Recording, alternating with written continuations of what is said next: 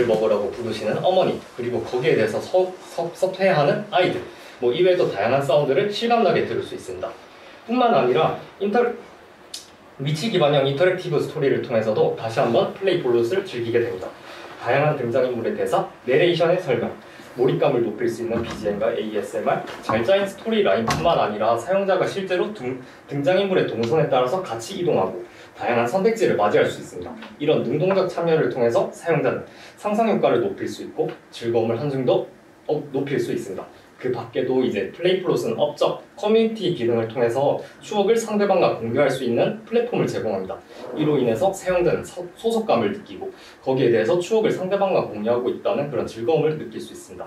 네, 플레이 플롯은 사용 방법이 간단하고 그리고 추억이라는 누구나 쉽게 공감할 만한 소재로 제작한 만큼 낮은 진입장벽, 확실한 타겟층, 자체 콘텐츠 판매로 인한 수익 창출, 그리고 주 배경이 되는 장소가 경제적으로 취약한 장소 중심으로 한다라는 점을 꼽아서 지역 상생까지 실현할 수 있는 세 마리 토끼를 모두 잡을 수 있는 추억을 배경으로 한 사운드형 인터랙티브 플랫폼입니다.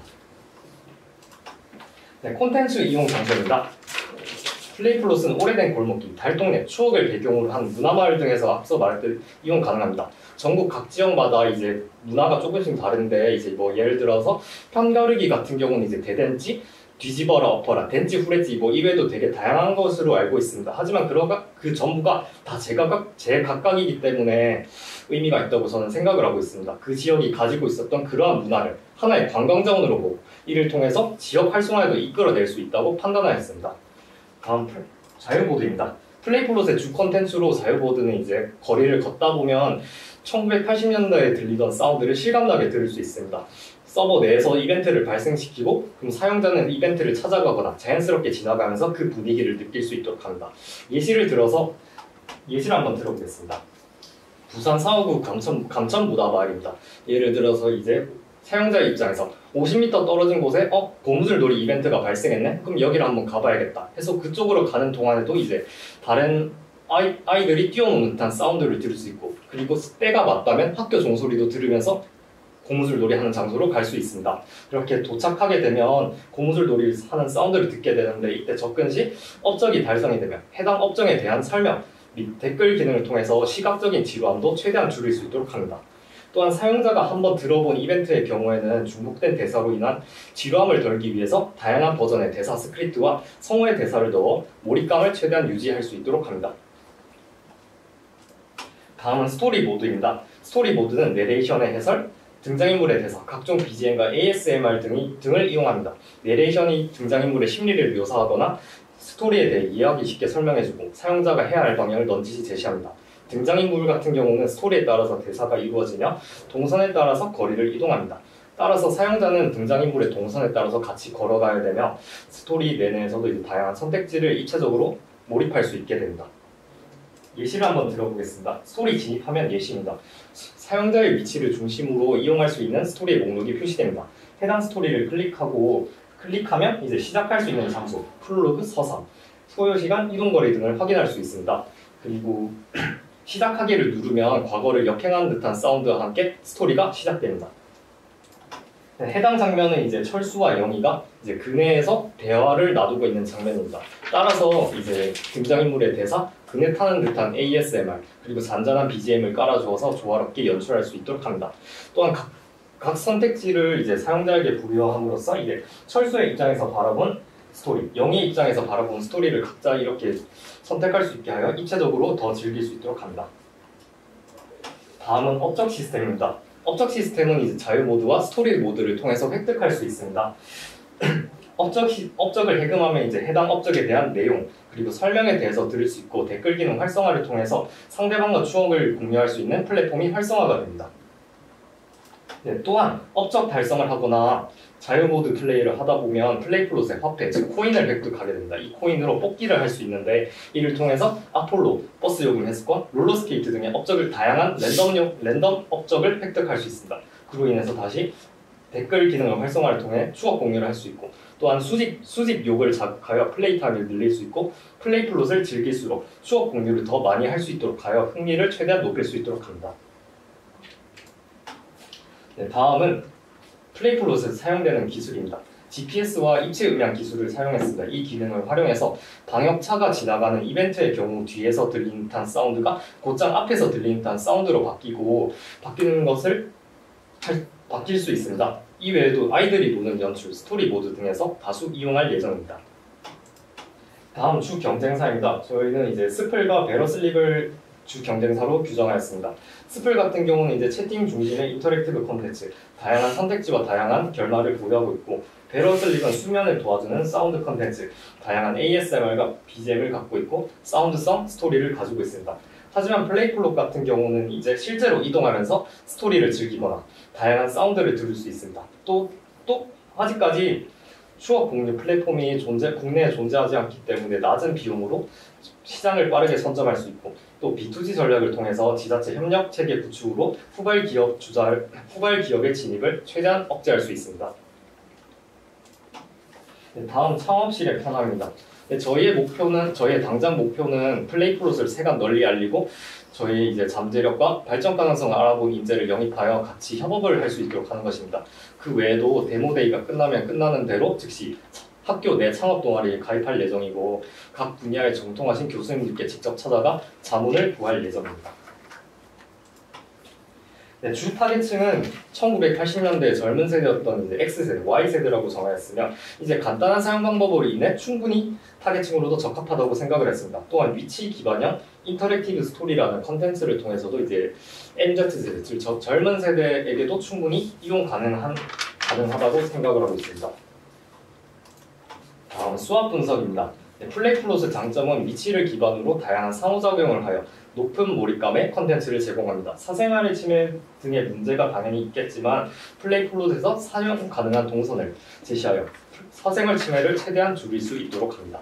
또한 이어폰이 있어야 되고 또 장소의 한정성이 문제가 될 수 있지만 이거를 조금 다른 관점으로 생각을 해서 롤러코스터를 즐기기 위해 놀이공원에 가는 것처럼 플레이플롯을 즐기기 위해서 해당 동네로 방문한다라는 쪽으로 유도를 할 수 있다면 충분히 단점을 극복해낼 수 있을 거라고 생각을 하고 있습니다.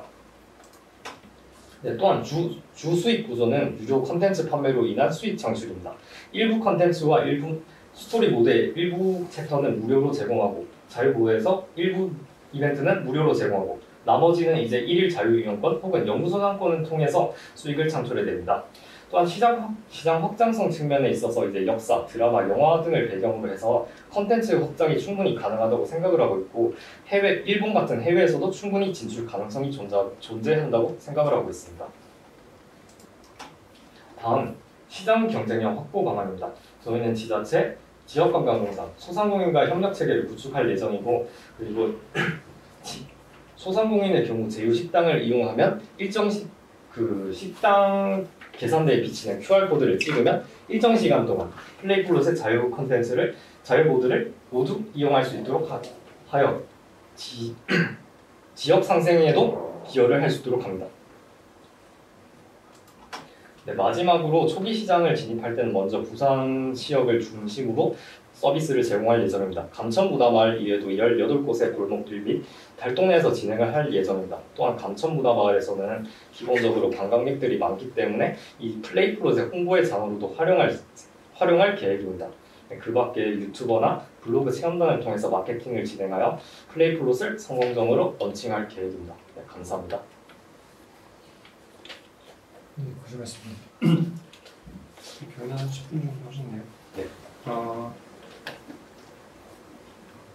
네, 혹시 이거 발표 준비하기 전에 네. 뭔가 1차 심사에 대한 결과가 전달이 된 게 있나요?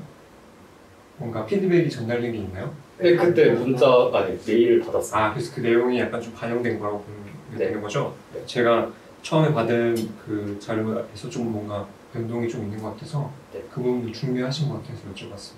네, 맞습니다. 알겠습니다.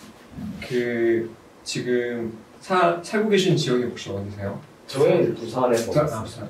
그래서 감천마을 그러면은 좀 염두에 두고 있는 이유가 좀 잘 알고 있는 곳이라서 인접하는 곳이라서 이 비즈니스를 좀 먼저 시작하기 좋다고 생각해서 선정한 건가요? 인접해 있기도 하고, 네네. 또 저희가 처음 시작을 할 때 많은 사람들이 방문하는 곳에서 시작을 하게 된다면은 좀 더 쉽게 알릴 수 있지 않을까 싶어서 그렇게 정하게 됐어요. 요 아까 이거 사업화를 하면서 창업 동아리에 들어가시려고 계획을 하고 계시다고 들었고 했는데 창업을 정말 이 아이템으로 좀 진지하게 고민하고 예, 저는 잘 진짜 프로그래밍도 같이 공부를 하고 있고. 아 그러세요? 네, 알겠습니다. 그럼 제가 일단은 처음 진행하면서 또 궁금했던 부분들이 있는데 그것까지 좀 물어보면서 한번 진행할게요.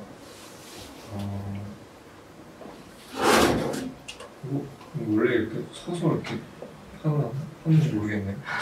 저도 이렇게 스타일이 구애받지 않는 편이긴 한데 일단 진행하다가 뭔가 같이 논의해야 되는 상황이 생기면 데스크에서 이야기를 한번 할게요. 예. 제가 반대로 한번 먼저 여쭤보고 싶은 거는 지금 두 분이서 준비하고 있는 아이템이잖아요. 예. 결국은 사업은 논리 싸움인 것 같아요. 논리가 결국 설득력을 얼마나 갖추고 있느냐가 그런 사업이 진행되고 나서는 되게 다른 변수들이 많지만 사업화하는 단계에서는 그 로직이 되게 중요한데 첫 번째는 본인이 이 아이템에 대해서 얼마만큼 100% 설득이 되어 있느냐가 중요하거든요. 이 내용을 준비하면서 약간 이 부분은 내가 생각해도 조금 부족한 부분이라고 생각하는 부분이 있어요 혹시? 예, 아무래도 없다고 하면 그건 거짓말이에요. 가장 지금 마음에 걸리는 부분이 어떤 부분이죠? 일단 사운드 이어폰을 통해서 한다니까 네네. 이제 사운드 측면에서 만약에 바람이 크게 많이 불면 거기도 이제 하기도 힘들 것 같고 또 사람들이 많은 곳에서 또 아이러니하게 시끄러우니까 거기에 대해서 좀 힘들 것 같다 생각을 하고 있습니다. 그래서 진짜 말 그대로 달동네 사람들이 잘 안 다니는 동네에서는 이어폰을 꼭 가면 진짜 조용하니까 그래서 그 분위기를 제대로 느낄 수 있다라고 생각을 하고 있습니다. 또 감천문화마을은 진짜 아까 말씀드렸다시피 이제 관광객들이 많아가지고 조금 소음 쪽으로도 이제 좀 문제가 있을 것 같다 해서 초기에 만약에 진입을 하게 된다면 감천문화마을 위주로 시작을 할 예정이긴 한데 그래도 아무래도 거기가 시끄럽다 보니까 완벽하게 일치하진 않는다.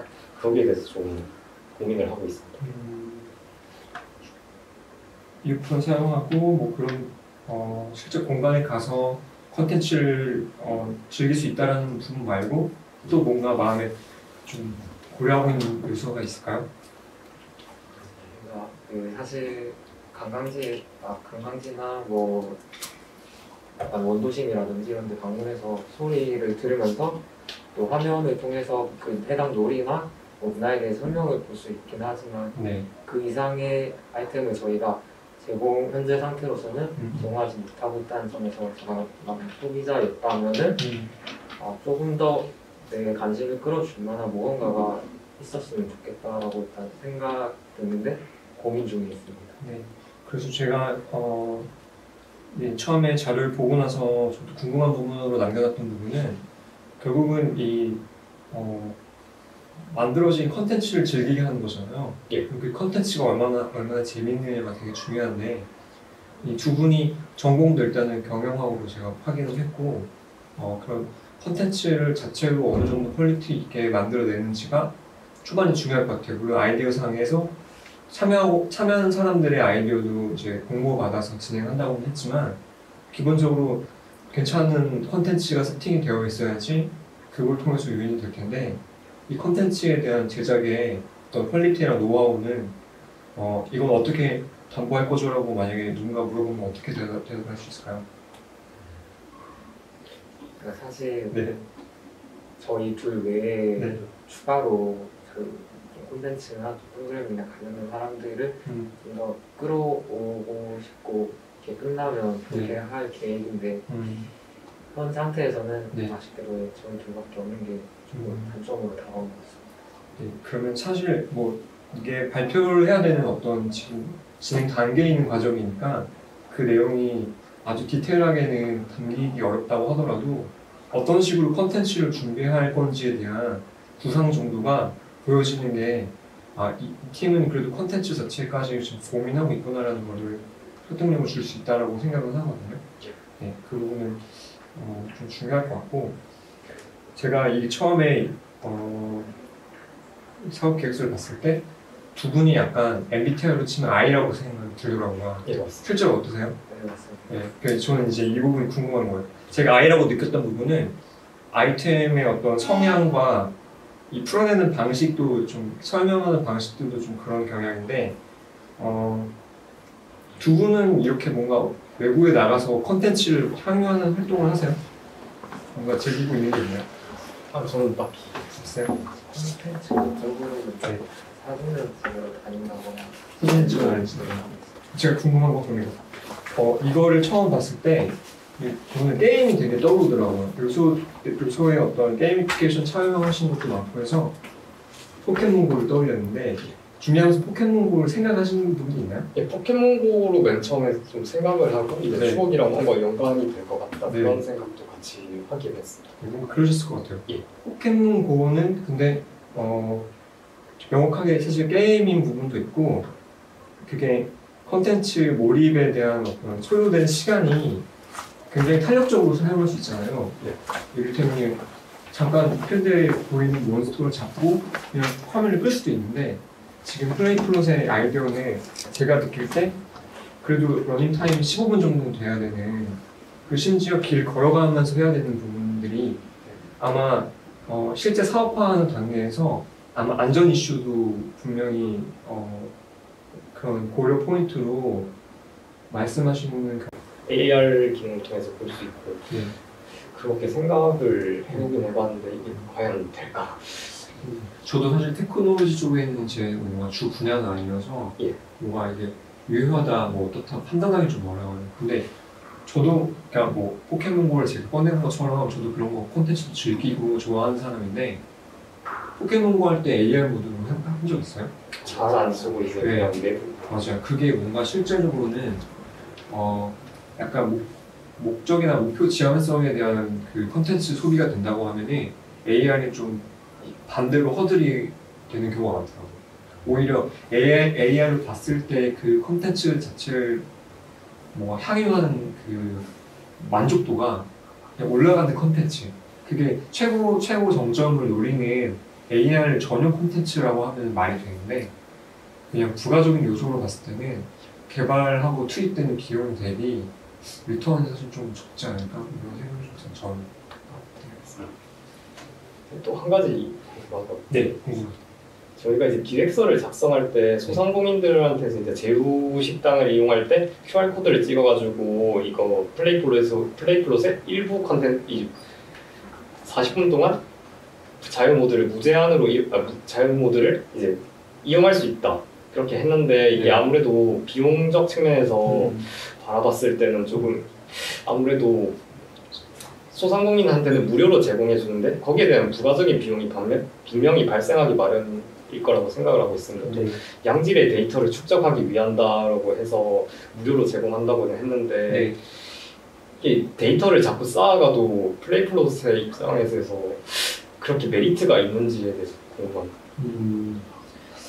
요거는 저도 사실 처음에 식당에 돈을 안 받는다고 했을 때 그럼 수익을 어떻게 창출할 건지라는 거에 대해서 의문이 있었어요. 결국에는 그런 뭐 어떤 모드를 해금하거나 이럴 때 드는 콘텐츠 자체에 대한 유료 과금일 거잖아요. 그 과금이 방금 말씀하신 것처럼 식당에 그렇게 막 무료로 하는 거에 대한 세팅 비용을 상회해야 되는데 가능한지 그건 이거는 B2G를 통해서 이제 지자체랑 같이 뭐 지역 관광공사 그쪽이랑 이제 컨펌 네. 그런 거 치워요. 맞아요. 그런 게 좀 현실적이고 방금 말한 거는 좀 검증이 필요해요. 약간 이 취지는 되게 좋아요. 분명히 소상공인은 사실 그냥 관광객 한 명 오고 안 오고에 대해서 또 하루 매출이 또 왔다 갔다 하니까 민감하신데 거기에 뭔가 돈을 내고 쓰라고 하면은 이미 우리 이거 이용하는 사람들 많으니까 많이 올 거예요 라는 설득을 못 시키면은 그분들이 이거를 먼저 해줄 수는 없잖아요. 반대로 아까 말한 것처럼 지자체하고의 뭔가 그런 걸 통해서 비용적인 부분에는 조금 자율성을 얻은 상태에서 검증을 하고 그걸 가지고 세일즈 단계를 남는 게 맞을 것 같아요.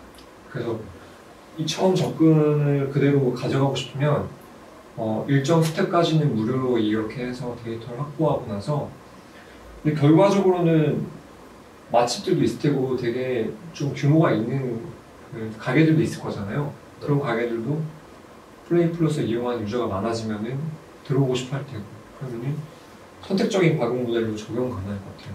그렇게 뭐 이를테면 아까 즐기는 컨텐츠에 이건 진짜 약간 뭐 아슬아슬한 뭐 줄타기를 또 해야겠지만 컨텐츠에 뭐 이를테면 이거죠. 포켓볼을 자꾸 예를 드는데 포켓스톱에 가야지 회수를 하잖아요. 뭔가 충전하잖아요. 그렇게 뭔가 거점으로 활용되거나 이 컨텐츠를 향유하는데 뭔가 되게 거쳐가야 되거나 필요한 그런 어떤 스팟을 이런 소상공인의 어떤 이 가게하고 매칭을 하고 그거를 이제 뭔가 유료 모델로 광고를 이제 붙인 거죠. 그게 아마 플랫폼 하는 비즈니스에서는 제일 많이 하고 있는 방식이고 막 이런 카카오 택시 하다 보면 뭐 어느 지점에서 어디 오는데 그 뭐 아이폰에 광고가 나오고 뭐 내비게이션 진행할 때 맛집 어디라고 알려주고 막 그런 게 다 비슷한 거잖아요. 맵 기반으로 제공되고 있는 콘텐츠에서 실제 어느 위치에 뭔가 있다라는 건 광고가 가능한 부분이니까 결과적으로 나중에 뭐 콘텐츠 융합형으로 광고 같은 게 고려가 되면은 좋겠다는 생각이 들어요. 근데 처음에 확장하는 게 중요하니까 그 어느 기간까지 무료로 하는 거는 저는 좋은 아이디어라고 생각하는데 이거는 그 수익적인 부분이 검토가 필요한 것 같아요.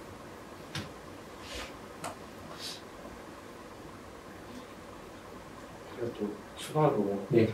지금은 추억을 주제로 해서 이렇게 만들었지만 추억 외에도 되게 다양한 소재들이 있잖아요. 드라마나 뭐 영화, 역사 뭐 그런 쪽으로 만약에 또 진출을 하게 된다면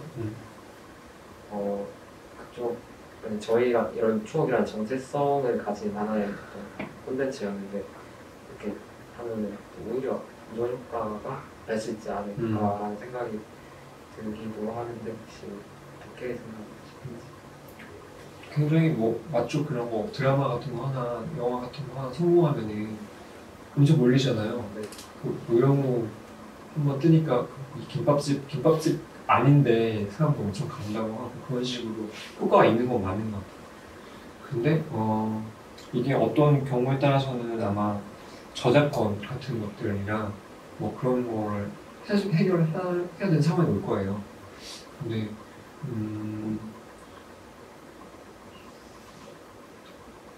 주요 근데 수익원으로 처음부터 가져가기는 좀 어려울 수도 있는데 말한 것처럼 확장을 했을 때 또 추가로 뭔가 수익 창출할 수 있는 요소는 분명히 메리트는 있을 것 같아요. 근데 이런 것들은 근데 문제가 뭐냐면 촬영에서 그 활용했던 로켓은 막 극중에서야 막 등장인물이 이렇게 자연스럽게 지나가는 것 같이 보여도 여기서 요거 찍고 다른 지역 가고 또 이거 찍고 막 붙여서 만들잖아요. 그래서 아까 말한 것처럼 뭐 15분이라든지 이렇게 막 되게 긴 시간에 뭔가 루트가 나오는 게 안 나올 수가 있어요. 그런 부분을 어떻게 해결할지 필요할 거예요. 이렇게 거죠. 어떤 장면을 찍은데요. 그런 데는 되게 많을 거예요. 근데 그런 거 하나하나로는 뭐 그런 게 유인할 수 있는 메리트가 없잖아요. 그렇죠? 그래서 뭔가 저는 뭔가 역사 같은 사건이 일어난 뭐 문화재라든지 관광지나 이런 거를 좀 떠올리긴 했는데 그거를 보면 얼마만큼 뻔하지 않고 재미있게 풀어내는지는 또 다른 컨텐츠에 그 차별화가 다 달려있는 문제인 것 같아요.